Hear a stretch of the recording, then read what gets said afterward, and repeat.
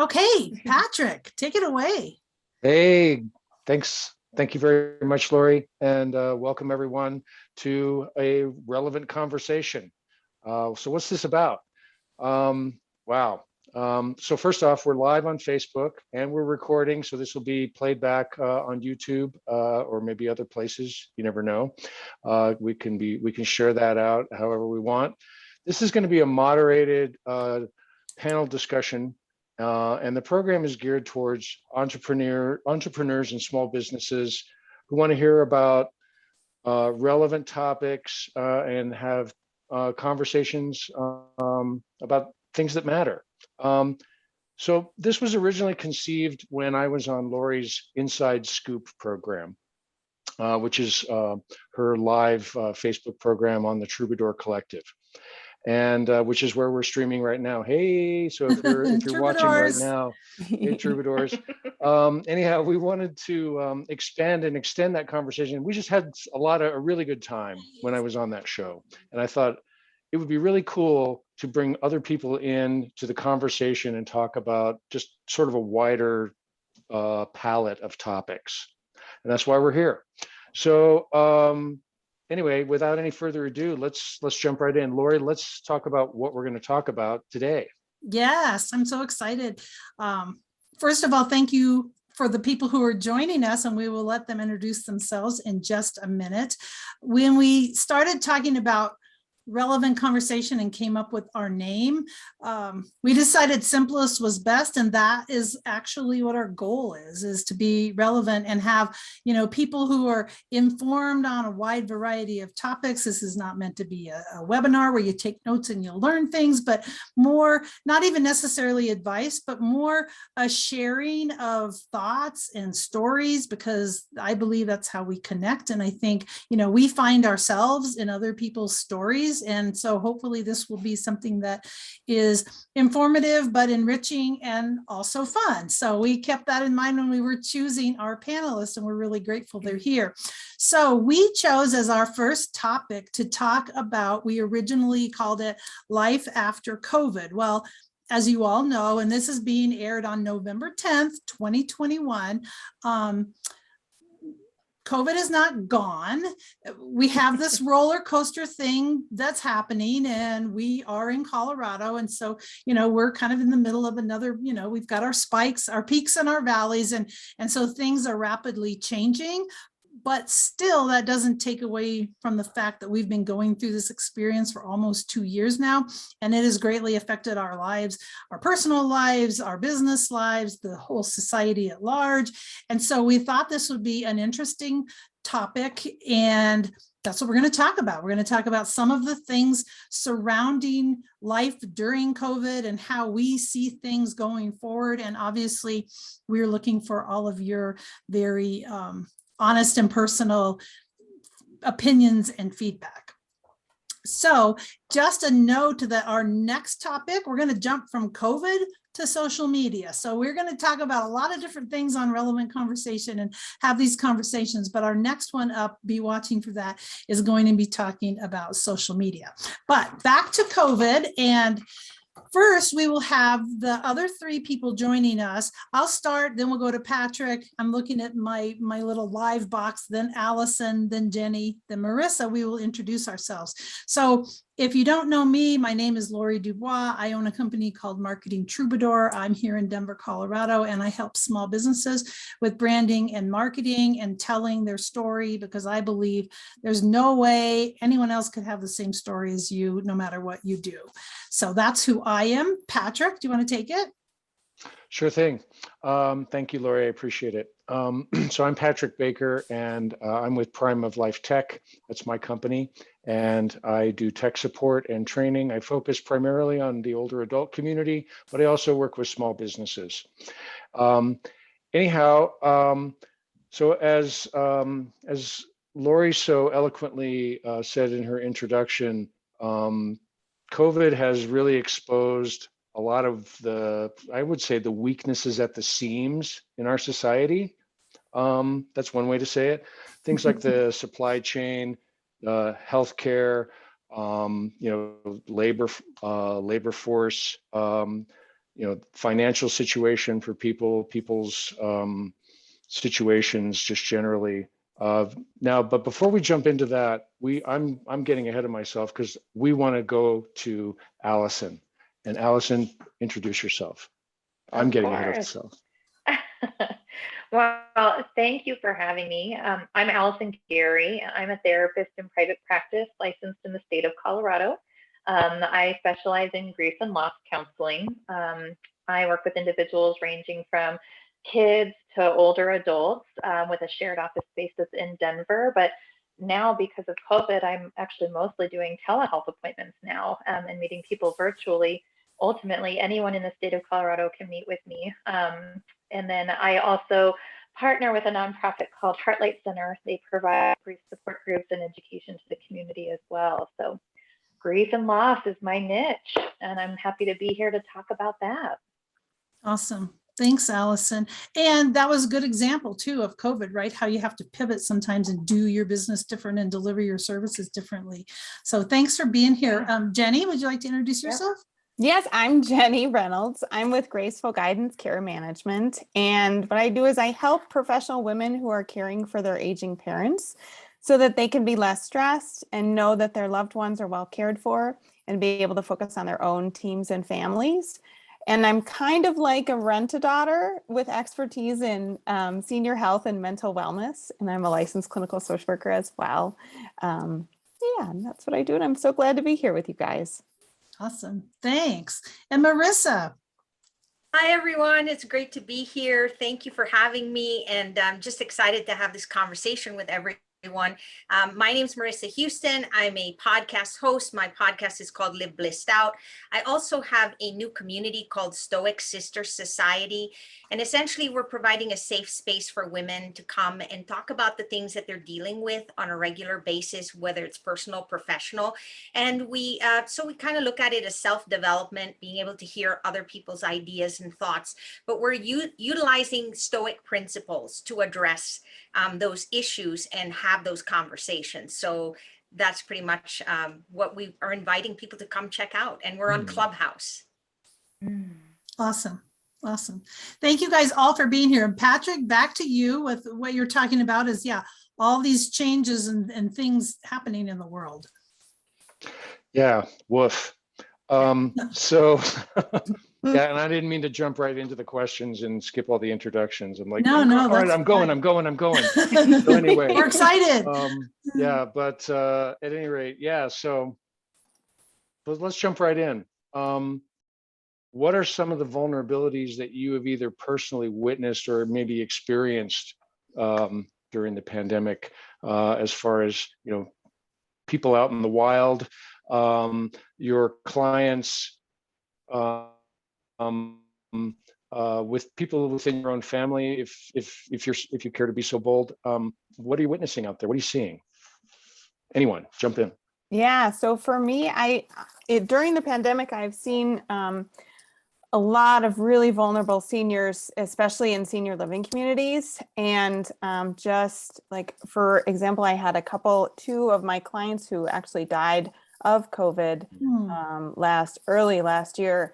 And just the fact that, it was like a week before the vaccine was actually available to the senior living community that they, there was a huge outbreak at this community, and a lot of people became ill. And so I just think in general, it's been really rough on older adults, just in terms of if they live independently, the isolation that is sort of promoted by not being able to go out and do all your normal, usual things, or not feeling as comfortable.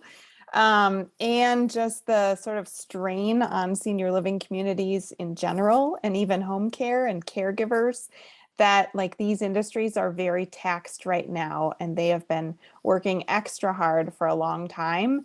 And I can just see that they seem weary in a lot of ways right now, which is hard. And, it's just been really important to pay attention to that. Yeah. Definitely.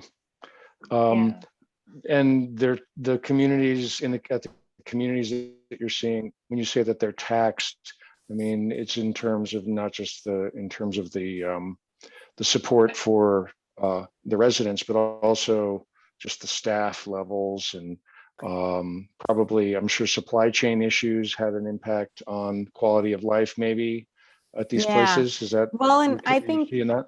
I guess I'm referring mostly to like the level of burnout among staff and among Okay, turnover in leadership, because of that, I see. that people are tired and like just having to deal with different changes all the time in regulations and what we can do for visiting family and what we can't do, and having to kind of constantly adjust, I think has just been really taxing on the stress and strain of people working in these communities, let alone sort of what they're seeing among the residents in terms of, you know, depression and anxiety and just, you know, decline with the pandemic. Sure. I think that's a good point that you brought up too.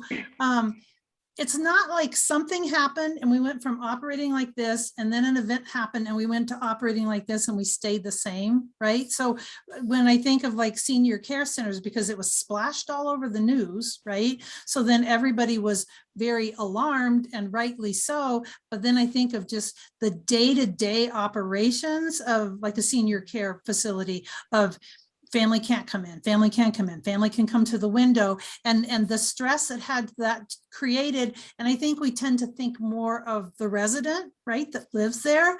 And that's very true, but also the staff in trying to deal with that, and the stories that I've heard about, you know, even in hospitals and with healthcare where people couldn't be with their loved ones. And so they're not holding the hand of their loved one when they're passing. It's a nurse that's doing that, and the toll that must take on the healthcare workers. So when we took, like Allison, you know, you're in the grief industry, I guess, but you know, how has that affected people?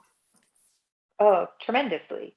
You know, so many people have experienced just this tremendous amount of loss in their lives, and it's, you know, death loss, but also so many other types of loss, like this incredible burnout that we're seeing. And it's, you know, healthcare workers, funeral directors, it's, you know, some of these providers that sometimes are more in the background, they're not always at the forefront, like funeral directors, they have these tremendous loads of services that have kind of been on hold, that they've had to do virtually, that, you know, we're just still kind of backlogged in a lot of ways.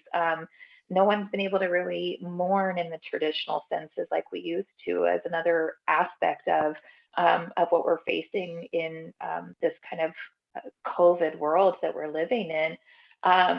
Not being able to mourn, not being able to reach support that you need. I think, you know, both Lori and Jenny, you brought up that, you know, seeing your loved one through a window, or having to say goodbye over the phone, or not being able to be there to help advocate and support and be an extra set of eyes and ears for your loved one.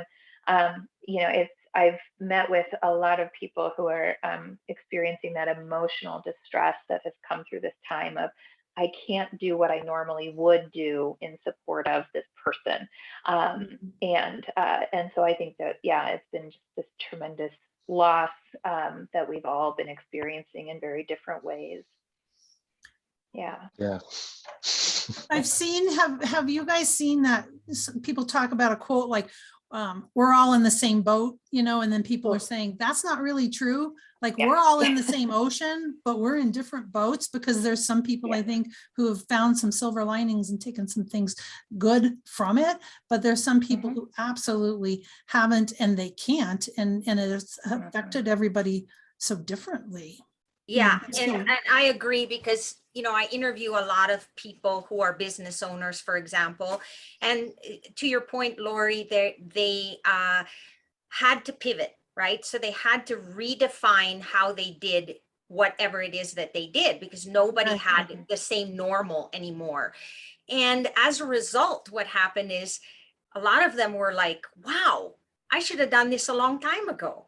I should have figured this out a long time ago, because now things are a lot better for me, because now I'm saving time and I'm able to do things that and incorporate things in my business that I didn't before, because I thought there was just one way to do things, because it's what I always did. And so sometimes when we're backed against the wall, we get in a situation where, you know, oh, I got to change now. I'm forced to change. And sometimes that change can be a very positive thing. And so I found a lot of people telling me this has been good for me, right? But at the same time, we have the opposite happening.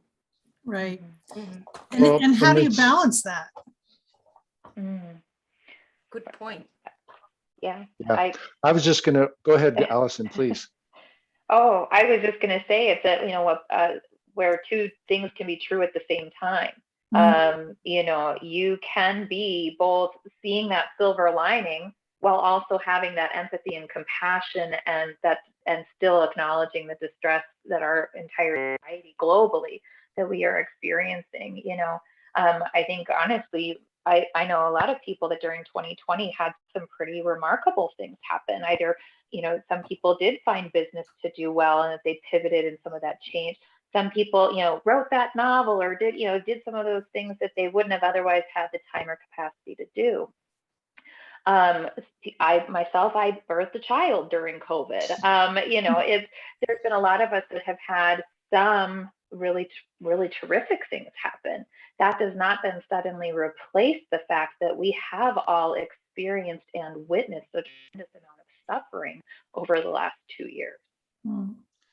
And there's almost a cognitive dissonance there, right?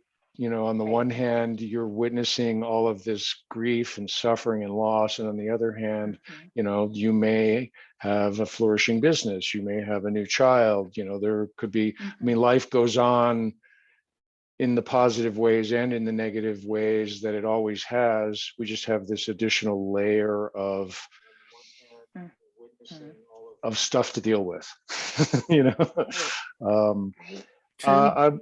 I wanted to touch on something that Marisa was alluding to as well when you were talking about pivoting and businesses having to make some changes and adapt to essentially the changing environment. On an entrepreneurial level or a small business level, I think I thought that's where your comment was centered or coming from. But I think we're also witnessing it, as everyone knows, on a much larger scale now, in terms of the whole Great Resignation thing. That that's one word, that's one phrase for it. There's lots of different ways of looking at that phenomenon in terms of businesses having a shortage of labor, having to, United Airlines having to cancel a bunch of flights. Southwest did that a few weeks prior to that. That's one industry. We talked about, the labor shortages in senior communities. Same thing exists in home care, and that existed before the pandemic and has been exacerbated by the pandemic. So let's talk about maybe. I know I'm going off the script a little bit, but that's the beauty of this. So let's just touch on that for a minute, please. Anyone? So if I understand you correctly, you're asking how this applies in our daily lives, personal. Well, just what is it? We were witnessing that this phenomenon in the business world of the larger business world having to adapt, right? It could be to supply chain. It could be to labor shortages. What are your thoughts? This is just a conversation, and I just want to know what you think about it. Well, from the Great Resignation side of things, my personal opinion is I think we're seeing this happen primarily due to the fact that most of us live a very routine existence. Right? We're used to waking up, we get breakfast, we go to work, we take the kids to school. We had a routine and we just followed along like it was just what everybody else did. And COVID came along and put a twist on that, right? And so now blew it out of the water. Absolutely. And so now people are really, I guess, reflecting. They're thinking more. They're reading books. They're questioning their lives. They're looking at things from a perspective that they didn't allow themselves to do. And because of that, they're going back to their jobs and saying, is this really how I want to live the rest of my life? Is this really the value that I want to give in the world? And so by questioning, many of them now are deciding to take that leap. They're taking the risk because they figure, hey, I'm surviving this crazy time and I might as well try something new. I've already been challenged, and now they're feeling a little emboldened to say, I'm going to give this a shot and see where it takes me. So I think that's part of the reason why we're seeing a lot of people wanting to switch gears, so to speak. I agree. I agree. And I think this idea that the thing to me that seems different than, you know, when something happens nationally or globally and people kind of pull together and react, this has gone on for so long that for a while we just kept hearing, when we get back to normal, when we get back to normal. And I just kept starting to get tired of that, thinking, what is normal? You know, what does normal look like? And thinking about like children in school and teachers. And I have some people in my family that are teachers, and it's like, even though some schools and most of them have gone back, it is not normal by any stretch of the imagination, or just your daily life. And I think of you, Jenny, with having 2 little kids and having 2 working parents, like, how did you even navigate that? And were you so busy and caught up in the, how are we going to manage this new routine? Or did you actually ever have time, or do you now, for any of you, reflect on, maybe we don't want to go back to normal? You know, what does normal look like? And do we all get to now define what we want our own normal to be? What is normal, right? Normal is like what you're accustomed to, right? And I think that's what we're all alluding to, is that we had a certain thing that we were accustomed to. We had our routine, we had, you know, our job, our family, our personal life, you know, our church, our whatever things that we're involved in. And all of that stuff was affected one way or another to some degree, greater or lesser, by COVID, right? So, I mean, woof. I mean, I got cabin fever so badly last year. It was, you know, it was awful, right? So, and I'm, you know, and I had it easy. In relative terms. So anyway, yeah, like the same way, you know, like back to Lori, what you were referencing is that, like, you know, like for me, like my husband started working from home. And so, and then having 2 kids now, doing daycare drop off and pickup is so much easier than him having a 30-minute commute every day, and more of it falling on me. So like, that's been kind of a silver lining.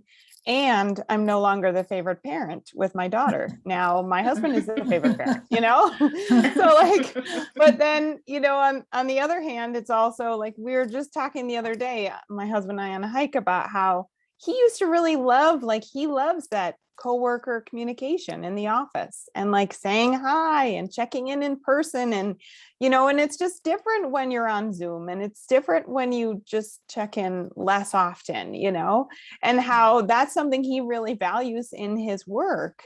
And so, you know, kind of like rethinking, like, okay, well, I like the benefits of working from home and the flexibility, but then I also really miss this piece of my work, and it's been really important in my job satisfaction. And so kind of, I just think it's important to think about, you know, kind of weighing, and kind of what Marisa was saying is that it brings us back to like, what is most important to us, and where do we want to put our energies and our time. And even in like business work, I feel like for me, it's been like, I know I really like to do these things and I'm good at them. And so I'm going to stick with that. And I'm not going to, you know, try this different thing I could do if I wanted to, or, you know, I think that it's sort of honed me into be like, yeah, I'm really like, this is what I do best and I'm going to stick with it.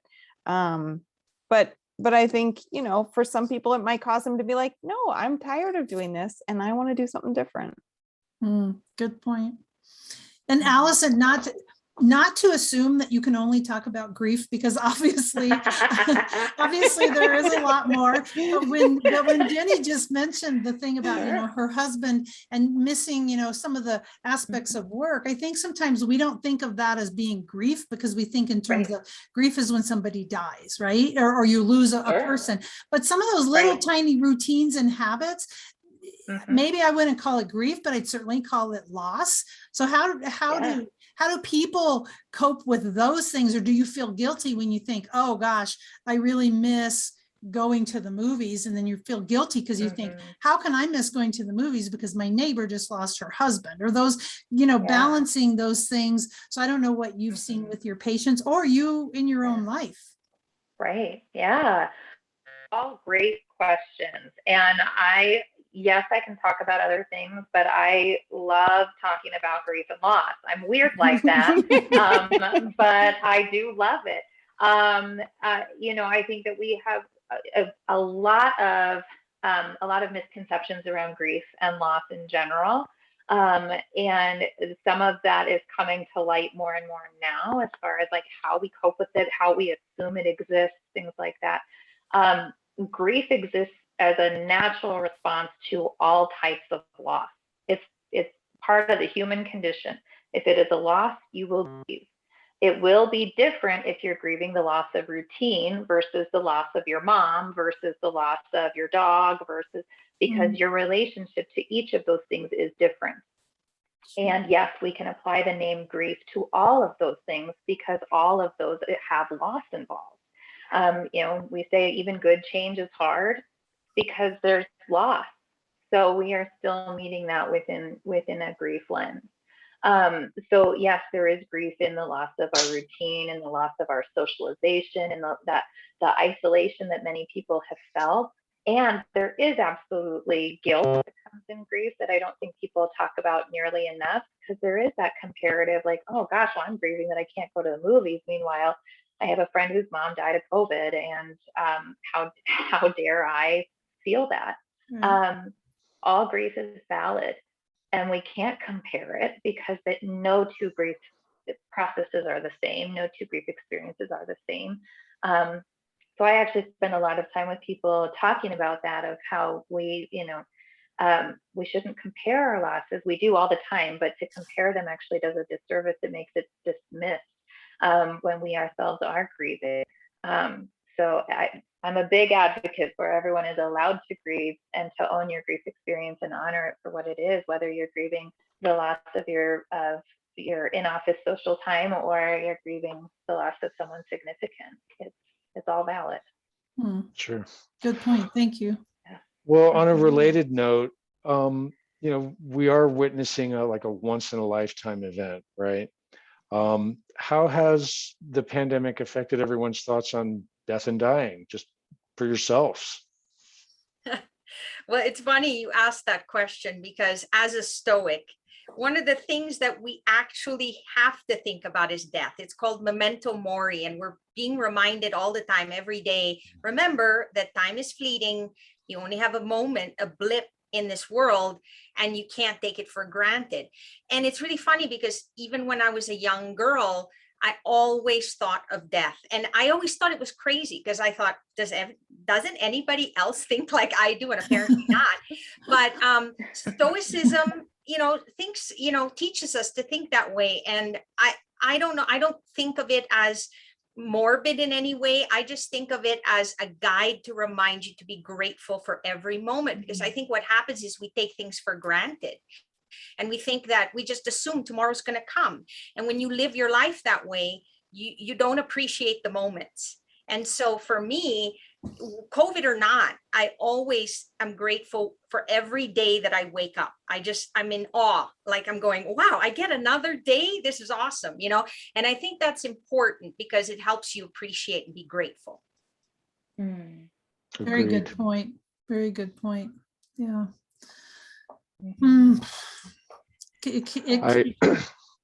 Go ahead.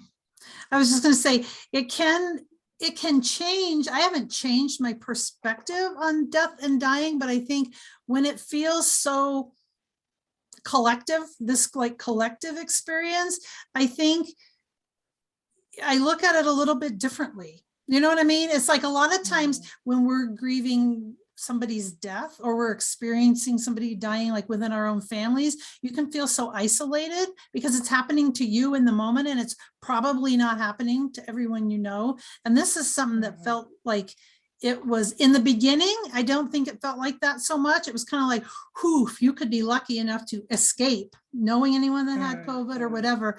But at this point in time, I would probably put money on the fact that we all know multiple people who have had COVID, some who didn't get sick at all, some who have died. I don't know anybody who doesn't know someone or related or friend or a story of someone who has died. So the whole thing being more of a collective experience, I don't know if it's easier.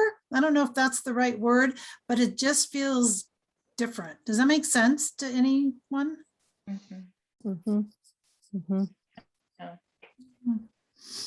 I feel like in some ways it's sort of been like normalized more, grieving and grief. And as much as we probably aren't acknowledging it as much either as we should be, like why Allison is probably super busy in her practice, you know, but that like, I feel like the pandemic has brought to like death and dying, that sometimes it can be so incredibly tragic. And that like really young people that are in their 20s and 30s and 40s and 50s that you don't think would die or die of a virus, you know, like do. And I also think that, you know, it's just sort of shed light that like, it's okay to grieve in whatever way that looks like.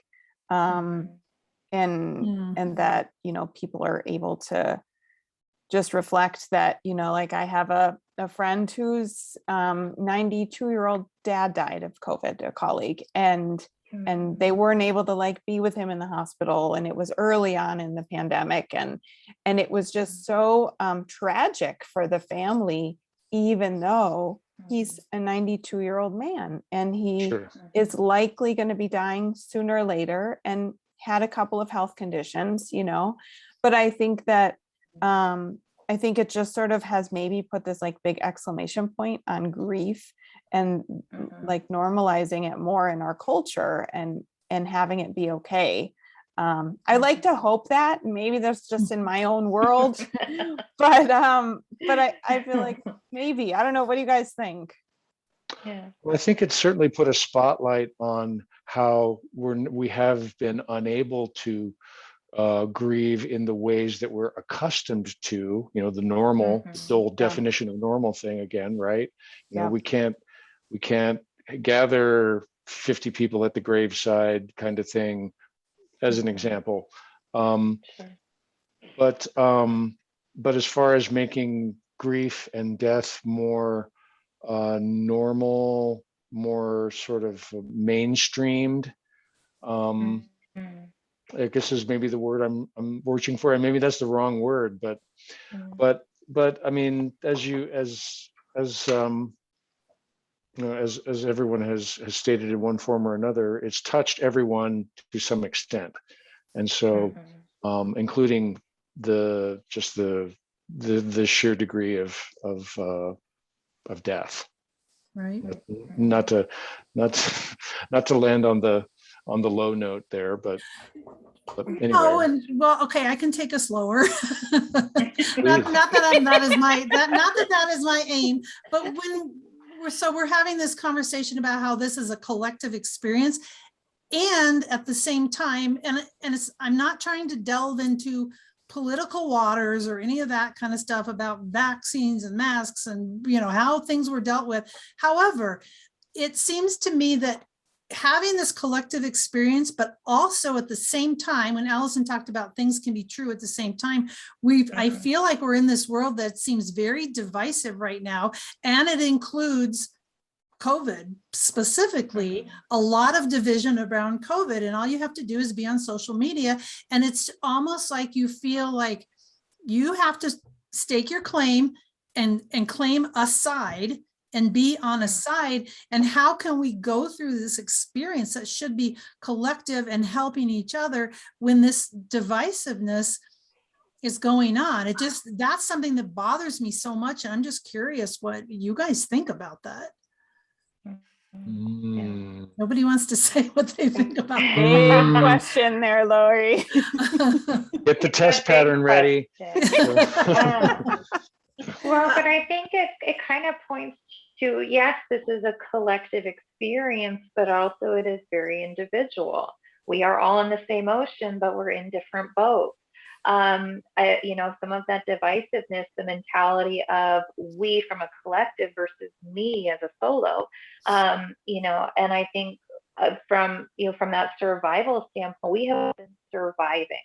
There have been some people that have found their way to thrive during this time, and good for them. The majority of people have been in survival mode in one way or another, whether you are struggling to juggle parenting and work and dealing with a pandemic, or you're struggling because you have been trying to support a loved one who is dying and you have to be through a window. I mean, we have all been suffering in such tremendous ways and struggling and surviving as best we can. And I think that also kind of drives some of that divisiveness of that us, me versus we kind of mentality for some people. At least that's kind of something that comes to my mind because I agree the divisiveness is huge. It also kind of makes me think of the stages of grief theory, which most practitioners have kind of expanded on or gotten away from, but everyone knows the stages of grief. And when you look around us, every single stage can be seen. We have people in denial. We've got anger. We've got people bargaining. We've got depression. We've got acceptance. I mean, we've got the whole spectrum of grief is out there and being witnessed and felt. We might not all have the name as this is grief, but it is. This is grief. How it's showing up is just very different ways of expressing that grief that each person is individually feeling as well as collectively feeling. So that's just my thoughts on that. No, that's a really great observation. And I mean, witnessing grief on a collective level. I mean, and I'm certainly not an expert on it, but having, I've certainly experienced it. And I know from personal experience and from hearing from others who know better than I, or me, is that me anyway, that it's a nonlinear process, right? Yeah. I mean, you can jump around, right, from between the stages. So, and right. I think we're seeing Maybe that that's collectively too. Yeah, and Go ahead. maybe that's a lesson in what Allison is saying as far as not judging somebody else because they didn't live in this stage long enough, or because they're in this stage and we think they shouldn't be, or they're somewhere different than us, because the judging seems to be so strong. And I think a lot of times our judgment of others is really strong when we're triggered by something or we're bothered by something. Right. Yeah. I also think, Yeah. go ahead. Sorry, somebody's gonna say something. I was going to say, That's I think. Go ahead, Sorry, Jenny. but I feel like too, there's a piece for everyone in society of like helplessness. Like we're all helpless to know exactly when the pandemic is going to move to a different stage. Like we're all helpless to know like exactly when is the vaccine going to come out for kids under 5, or, like we're helpless to know who can get a booster. When can certain people get a booster? I think that it's like these things are completely out of our control. And when people are feeling helpless and things are out of their control, they want to like pick something to control. So I want to pick that, like, I am going to wear a mask when I go to Target, or I am not going to wear a mask when I go to the grocery store, or whatever that is, that I think that, it's just, unfortunately, it's like these like symptoms that come out, and I think a lot of us just want to like control things because there's so much that's out of our control in the pandemic. And I don't know exactly, like, I know it's really easy, Lori, I agree, to like judge other people and their choices that are different than my own, or to think mine are superior to others, when that's not really true, or to assume Right. all my family and friends are doing exactly what I'm doing, which is not true either, you know? But I think that like the most important piece is that like we're all human, we're all really helpless in this, and that it's just so important that we give each other grace and we give each other like caring, and that we can only control our own selves to the point that we can, you know, and Mhm. that it, you know, the reason somebody else is doing something we disagree with, it's not about us, and we don't need to just get mad at them about it, but that we need to give each other more grace to be like, okay, like this is the way things are and this is what I'm comfortable doing, and so, you know, and to just feel like, you know, I'm not going to be blaming, I'm not going to be so angry at, you know, Joe Schmo down the street, who, you know, I know isn't vaccinated or whatever that may be, you know, because it's like we all have our own story of what's important to us and why we make our decisions. And I think, you know, that's like part of our country too, which is like a blessing and a curse, right? Like the individualism, you know. Yeah, Mhm. totally agree. And I feel like there are, there's this fear from people that make their own personal decisions to be able to even share why. There are people that have high risk for, taking the vaccine, for example, and they're fearful of it just as much as the other person is fearful of not taking the vaccine. And it's not talked about. And so Mhm. because there's that fear, they're just shutting down and not saying, or at least expressing the other side of things. So rather than judging and assuming that we know their situation, we just need to kind of be more compassionate and, and understand that there's a legitimate reason for a lot of people to make those choices. And to Jenny's point, approach it with love and unity and all of us trying to help each other get through it. Because at the end of the day too, I don't know what your thoughts are, but with that, what I've realized with COVID is there's a big fear because of the fact that it can be transmitted. And so a lot of times now we're not talking anymore about the other illnesses and things that people are and struggling with today, whether it's cancer, whether it's heart disease and all these other, illnesses that people are struggling with. It's being put by the wayside because it isn't transmittable and other people are living in fear from, the behaviors of others. And I think that's put an interesting dynamic. And I'd be interested to hear what Allison's thoughts are on that, given the fact that we're treating it a little differently because of that. Mm-hmm. Yeah. Yeah. It can be something that it feels like for those who have had someone who has died during COVID when they didn't die of COVID, but it was still a death during COVID, that it doesn't have the same weight because, well, my loved one died from cancer. It happened during COVID, but it's not the same as someone who died because of COVID. And so I know some people have felt some strain about like, how do I talk about someone dying from something not COVID during COVID? I've also had some people who've had loved ones die of COVID who have then felt like, but now my loved one's just a number among the millions who have also died from this. And then as a result, my loved one is not getting acknowledged as the unique and wonderful being that they were.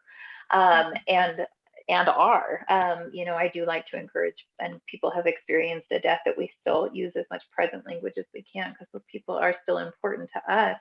But when we have other people kind of devaluing or, oh, yep, that was death number 1262 yesterday, and it does kind of make us all feel a little dismissed in some ways, whether you had someone who died of COVID because they're just a number now, or someone dying of something other than COVID, or grieving for something that's not death related during COVID, and how isolating that can then feel because I'm experiencing all of these feelings and I can't talk about it with anyone because it's not as bad as, or it's not as significant as. And so we're also seeing a lot of that grief related just isolation in this. Yes, it's this collective experience, but we are all very lonely in our grief and in a lot of ways too. Yeah, it's just all around tough for a lot of people. Yeah. Thank you for sharing, and thank you for sharing about, I mean, what I'm taking from all of you is that we can have these collective things happening and still have it be true that at the same time, our experience is very individualized, and that it's so important now more than ever to be compassionate with each other and to give each other grace, because I think it's, you know, I see little instances of where I do it or where somebody else does it, and it's like they give someone else grace or themselves grace, and it's so extraordinary given the circumstances they're in. And that always makes me kind of stop for a moment, and it's a little bit awe-inspiring, and it's also, it almost feels like I can breathe, you know, when something like that happens, or when you see, you know, the opposite side where people are being really judgy, or someone's, you know, having some kind of conflict, and then that makes you, you know, more upset. So if you can, as Jenny said, you know, give somebody grace and be the one that maybe steps into that moment or walk away if it's not your thing, or even if it is your thing, to be able to walk away and let it be, because you're right, you can't control it. And I think that was beautifully said about, we're all feeling a little bit helpless about it. Yeah. So I appreciate, you know, what you guys said. So I have a question that's kind of maybe leading us back a little bit towards the other way, and this may be a good place where we can end up our conversation. And that is, you know, and I'm completely asking for your personal opinions here for everybody to share, if you would like to, is what do you see going forward, and what, you know, what does normal look like to you, or what do you wish would happen either for you or for society or whatever, when we're also still in this stage of not knowing and perhaps still being somewhat helpless. So if anyone's willing to address that, I'd be interested. Well, I'll start us off. Okay. So collectively, I see inequality. I see there's a huge spotlight on inequality right now, whether or not we're collectively aware of it. But inequality is a huge issue, has been a huge issue, and I think COVID has just exacerbated that. And so going forward, our ability to deal with that, to mitigate that, that's going to matter a lot. Personally, as far as normal is concerned, you know, again, going back to normal, what we're accustomed to, let's just put it this way. I want to, more than ever, focus on what matters to me and to the people that I love and care for. And so what that looks like, how that manifests, I'm not sure that it's going to be a whole lot different than maybe the vision I had pre-COVID necessarily, but I think that it just puts a spotlight on focus on what matters. Yeah. Anyway, and even though you said that I appreciate that, and when you said it hasn't maybe changed it so much, but maybe it's just giving you a different perspective on it, to pay attention to it, to actually, you know, because you kind of feel little seeds of things, and sometimes we push them aside. So maybe it's paying more attention to it. Yeah. Thanks, Patrick. Sure thing. I see, you know, on a note that I think is positive, I see a lot of technology coming into play to make it easier for us to reach out to each other. So like holographs, or being able to do weddings online, or whatever that might look like. I just see a lot of new things coming down because the demand is higher for people to be able to do things remotely. And I guess the thing I do love about this remote thing is that it's really broadened our world, because most of the time we're always thinking about, I'm going to have lunch with the same group of people within a 5-mile radius of my home. And now you have the resources to talk to anybody in the world anytime. I mean, that's really what podcasting has done for me. And I just think it allows us to serve more people, reach out, get to know different people. And so there's a lot of positives that has come out of it from from that perspective, and I see that continuing to some extent. And in fact, we're seeing it even, where we're remotely working, maybe going to the office a few days a week and then working from home. And in some cases, people are just going full bore at home, 100%. So I see that continuing. I don't think that that's ever going to go back to the way it was. Interesting. Thanks, Marisa. I would say I agree. I feel very similar to what Patrick said about like that. For me, thinking about the future and the pandemic is really being able to focus on what matters and what's most important to me. And I think like for me, for example, I just recently instituted once a week, I'm going to have a coffee date with my mom who lives in Wisconsin on Zoom or FaceTime or whatever. Just going to, even if it's 20 minutes or an hour or whatever, we're going to have a coffee date, and that because that's important to me to like spend time with my family when I can, and I think that like that's something that I would probably challenge anyone watching this or listening, or all of you as well, to like pick like right now, what is one thing that I want different in my future, and what do I want to implement that brings about more of what matters to me and what's most important to me, and how can I do that in some tiny way, because change starts with really small things. So true. Thank you. I love that. Yeah. And who would have thought before this of having coffee or having happy hour or having any of that over Zoom? It just felt silly or dumb. And now I think, yeah, it gives rise to the opportunity for you to think that. I love it. Allison, how about you? Yeah, so the looking forward, I'm of course coming from that grief lens. The going forward is complex because there is no such thing as going back to normal. Sorry to burst that bubble, everyone, but there's no way. I think there is this tremendous opportunity of rethinking, redesigning how we do things, how we move forward, life can look like.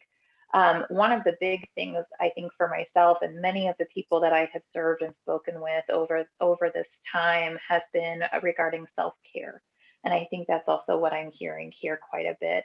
The funny thing with self-care, like that phrase has become kind of this like fad catchphrase throwaway, or it's kind of seen as this big luxury, like who has thousands of dollars to go to a nice spa and stay at a fancy hotel. And, self-care, when I talk about it, is steps back from that. Like, yes, if you can afford that, good for you. But self-care to me also is like a whole person experience. It's, the basics. Are you drinking enough water? Have you moved your body today? Have you gotten enough rest? And what are you doing to meet those needs? Have you reached out to a friend you haven't talked to in a while? Have you connected with your partner? Have you walked your dog recently? What are the little ways we are taking care of ourselves and each other that fall into that self-care bucket? And I think also, I say that also with the knowing that two things being true. Some days our self-care is like getting everything done on our to-do list, being super productive, we're conquering the world. And some days our self-care is eating cereal for dinner and laying on the sofa and watching Netflix and hitting play next. And both are okay. Permission. We all have permission. Yes. I love giving permission to meet yourself where you're at and doing what's within your best interest, and not judging but yesterday I was able to accomplish so much and today I feel worthless. No, today I need to rest, and it's okay to make that bowl of cereal now, and try again tomorrow to tackle some other things on your to-do list. So what I want to encourage for myself, I say this for me just as much as everyone who's watching, that really that forward movement, I think, is also in that self-care. How do you meet yourself where you're at? How do you take care of the others in your life? How do you do what's within your best interest? And knowing that can fluctuate so much day to day. Our best self is going to look different from day to day.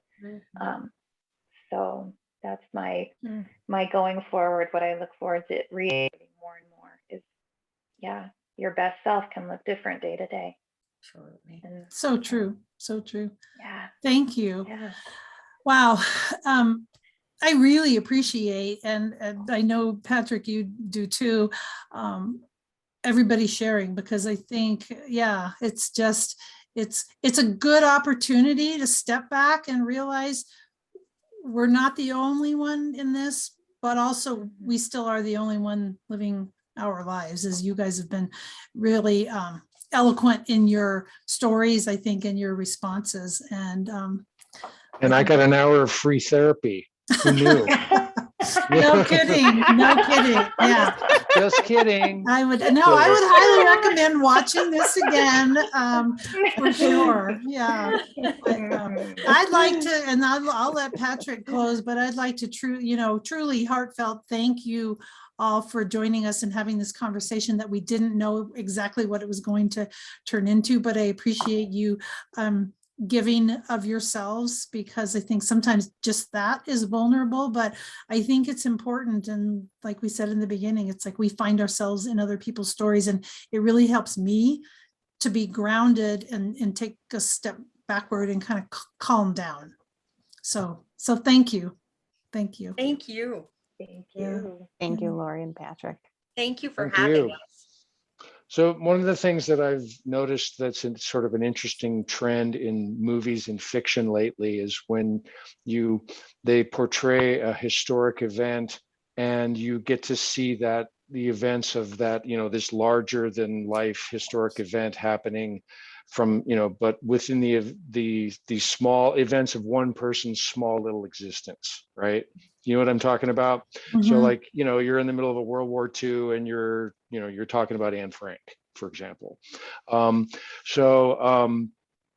But anyway, so this was really good in the same way, because we are talking about a historic event and each of you gave a little piece of your perspective on what it was like, has been like, is like, because we're still living through it, to live through this. And so I appreciate your number one, showing up.